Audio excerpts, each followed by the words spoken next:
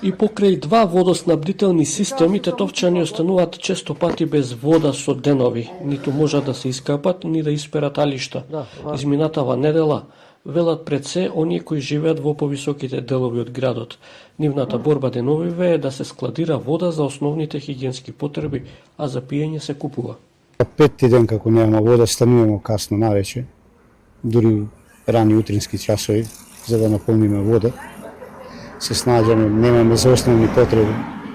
Значи не можеш да се тушираш со 5 минута што ќе ја пуштат. Се дешава и еднаш месечно да нема по 2-3 дена вода ич капка да капне.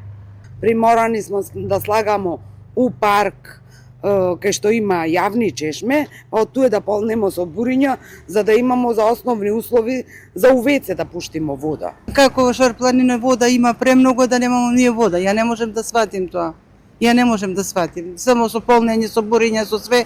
Прво за тоалет се извиним, ама прво за лична хигиена немамо вода. Само што ќе пуштиш машина, вода снемало. Нека порано идеш на работа, ќе пуштиш машина со бајле, кој ќе дојдеш ќе пружиш. Стручните лица од општинското предпријатие за водовод велат дека количински вода има, но се соочуваат со чести дефекти.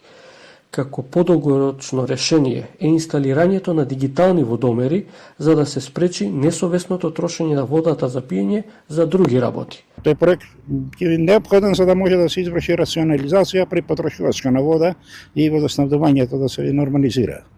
Иначе сите капацитети на зафаќање на вода се изградени, постојат.